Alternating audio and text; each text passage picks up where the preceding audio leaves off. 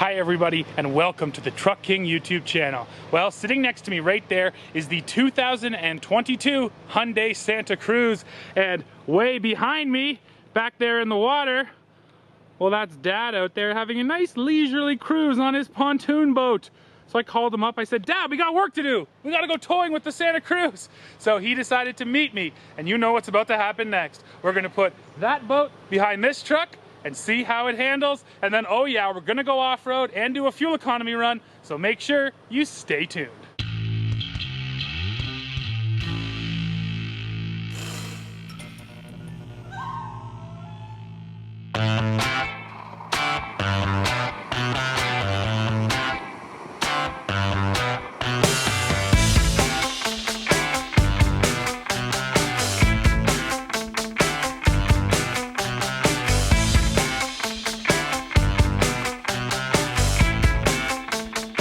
With the walk around. So under the hood of our Santa Cruz here is the only engine you can get in Canada. That's a 2.5 liter turbocharged 4-cylinder that makes 281 horsepower and 311 pound-feet of torque. And all that power is sent through an 8-speed dual clutch automatic transmission and all-wheel drive. And once again, for Canadians, all-wheel drive is all you can get. For you guys in the US, there is a front-wheel drive version with a naturally aspirated 4-cylinder available. Now, I want to talk about our setup here today, towing this pontoon boat, because one of the questions you're going to ask is, hey, the Santa Cruz is based on the Tucson, but the Tucson can only tow 2,000 pounds. How come this thing can do 5,000 pounds?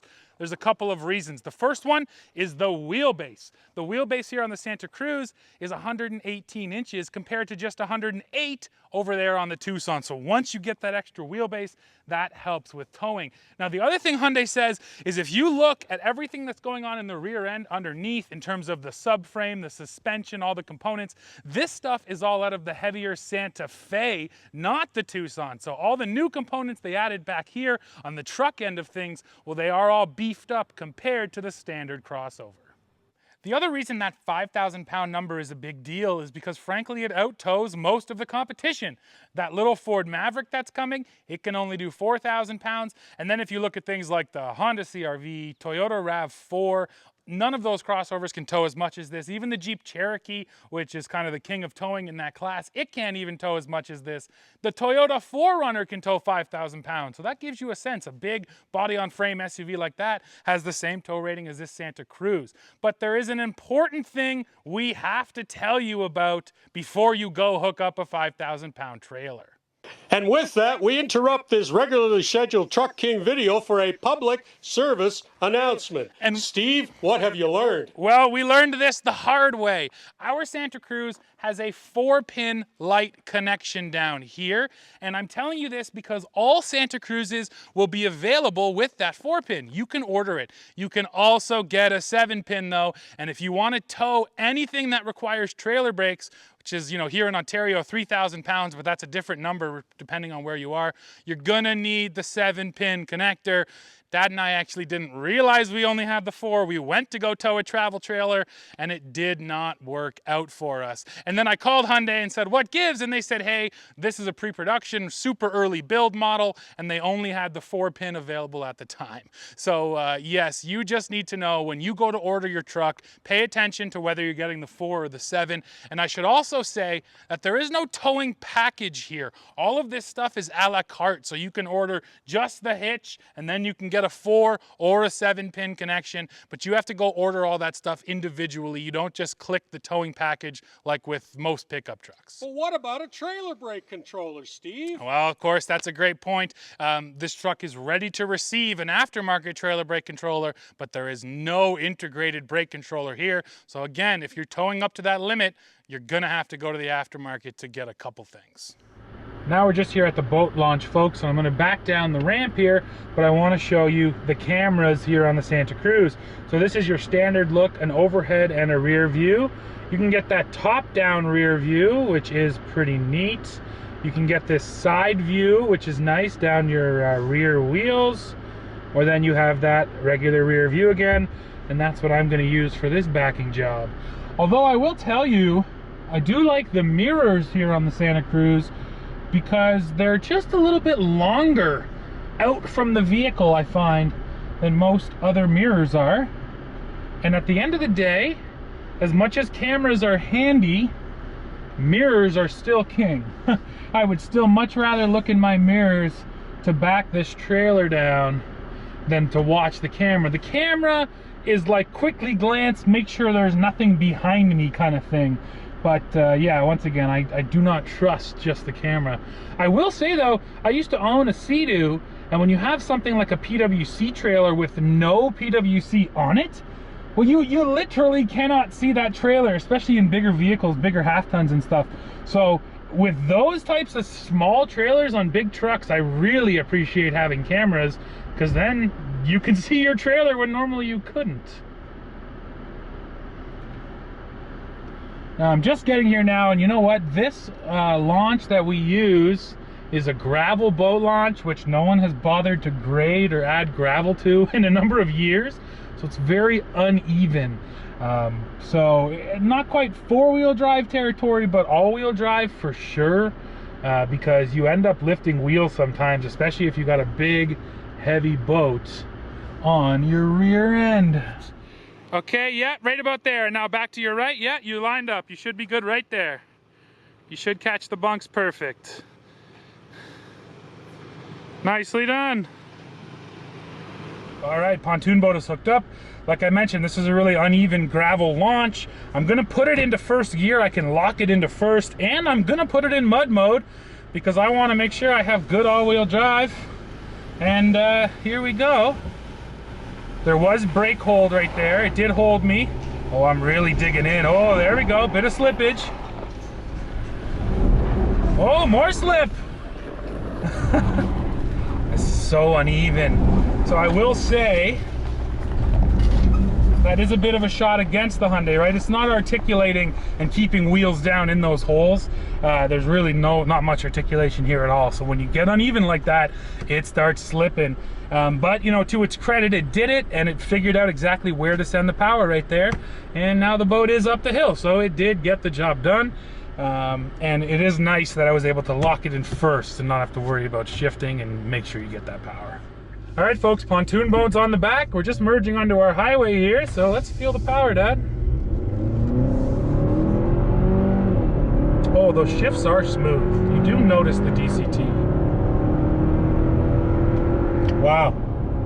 Yeah, power, not an issue, I think you could say, right? That got it up to speed, no time flat. I mean, let's right off the hop, 2,500 pounds. Mm-hmm. The boat and the trailer. That's the thing with pontoon boats. They're huge, but they really don't weigh a lot. Mm-hmm. Nevertheless, for the size of this vehicle and at a max tow rating of 5,000 pounds, I think, you know, 2,500 right now is pretty good.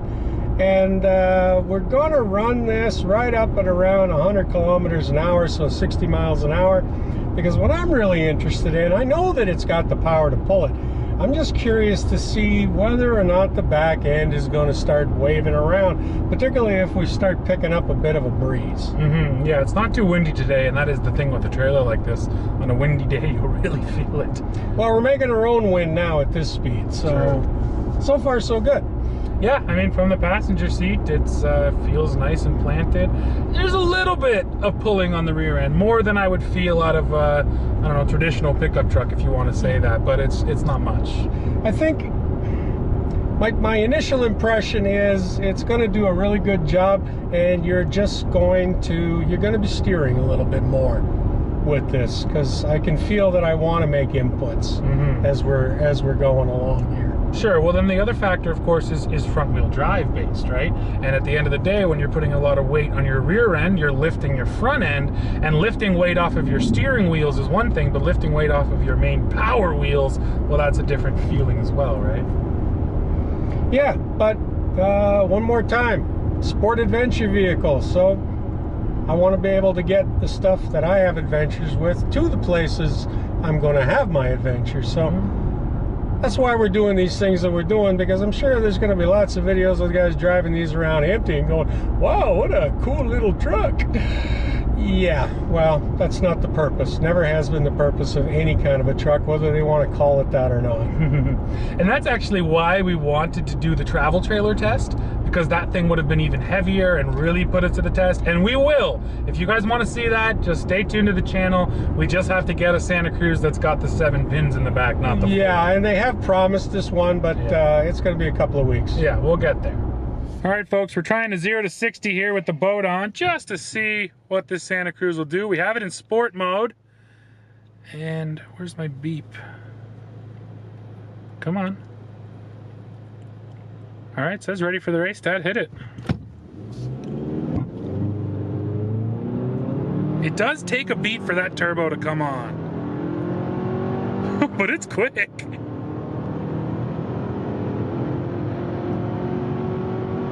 Boom, that's 100. That was a 12.1 0 to 100 with a 2,500 pontoon boat on the back, 2,500 pound. That seems pretty good to me. So I think Dad and I already said it. You're gonna run into a weight issue with towing before you run into a power issue. And now we'll take a look at the fuel economy while towing, and we didn't do a lot today, but just to give you a sense, over 17.3 kilometers, we did 16.5 liters per 100, which I think that is pretty much par for the course. If you were to tow a trailer this big, that's probably what you can expect. Yeah, that's about the usual rise, regardless of where you started. Yep. You're not quite double, but yeah, that's about it.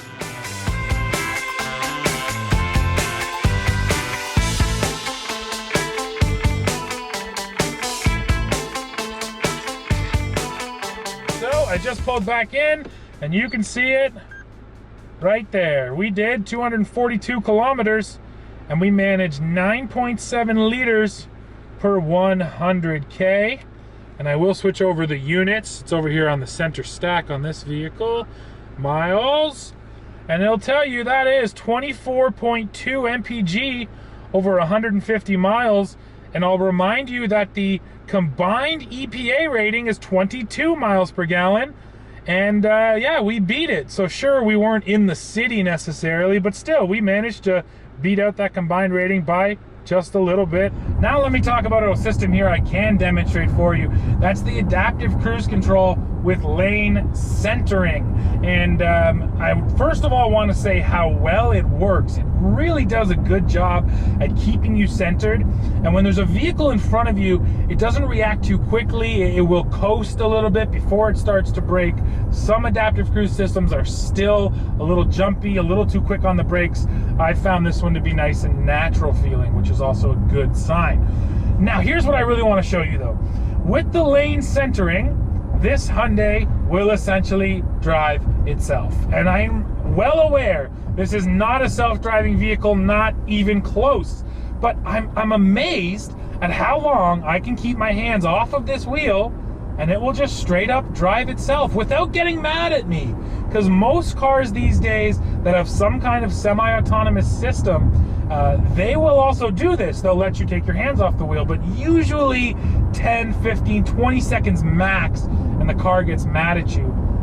The Hyundai's still going. I have not touched the wheel. It's still driving all by itself, and it's good at it. It's really good at it. Now the lines have to be well painted. I've run into a few situations where the lines got weird and it couldn't see anymore. So once again, I'm not at all recommending this, and I am not at all saying that the Santa Cruz can drive itself. What I am saying is that the semi-autonomous system here is impressive, and I'm actually complaining about this. It should be mad at me by now. It shouldn't let me do this. I'm very surprised by how long Hyundai allows its vehicle to drive itself with your hands off the wheel. I'll check the footage and I'll put a timer up, but I feel like we're going on at least 30 seconds now. We're coming up to a minute, and this thing is still just cruising along here. I have not touched the wheel whatsoever. And yeah, this is, oh, there it goes. Keep hands on steering wheel. It just popped up right there. But now let's see what happens. I have not touched the wheel yet. Let's see how long it stays mad, and then let's see what happens once I'm finally done. Still has the warning. Now it's dinging. But here's the thing, everybody, look. Just a little input, a little wheel torque, and now it's back to driving itself. And I wonder if that resets it for the full, again, minute. It felt like at least a minute. It's definitely too long. from a safety perspective, I think this is unsafe, if I'm totally honest, because it's giving me the impression that this car can drive itself safely, and it can't. It absolutely can't. So this is a tough one. Like I said, I am impressed by how the system is working, but it's not a self-driving car, and therefore I don't think it should let you do this. You know, and you saw it. I only had to just touch the wheel just to let it know I was here, and now it's back to driving itself, and it has been for 20 seconds now. So yeah, this is something I found very interesting. I find very interesting, and I also know the Hyundai Tucson is like this as well. Probably other Hyundai products too, but I only know about the Tucson for sure. But yeah, impressive system, Hyundai. I just think you guys need to rein in the safety aspect a little bit. Well, folks, we just got done with some light off-roading. We always bring all-wheel drive vehicles to our local unmaintained county road. And the first thing we like to do is take them up to what I like to call the twist ditch. So let's see how the Santa Cruz performed. And we're gonna start here with our all-wheel drive testing ditch. So this is gonna allow us to see how this all-wheel drive system splits up the power. So you're gonna see the rear end lift. Oh, there it is. It is working. It's trying to brake and send the power. Yes. So that was just in normal driving mode, but you know what? It actually worked. It managed to brake the wheel that was spinning and send the power to the other side. But what do you say we try it one more time in mud mode just to see if it doesn't struggle as much, Dad? So we'll see if it struggles as much or if it's able to send the power sooner.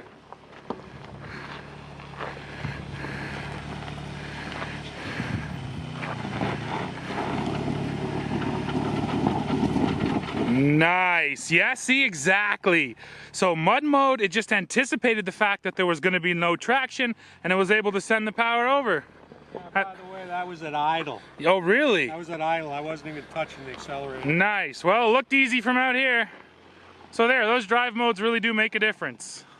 Now, on the road itself, you know, what is there to say? It's not a challenging off-road course. We're not selling it like that. But it is the type of road that you would want an all-wheel drive vehicle for. And the Santa Cruz did really well.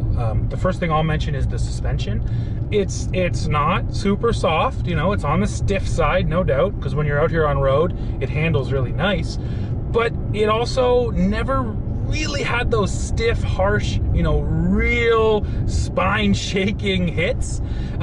So that I chalk up to good suspension. And then on the flip side, it never bottomed out.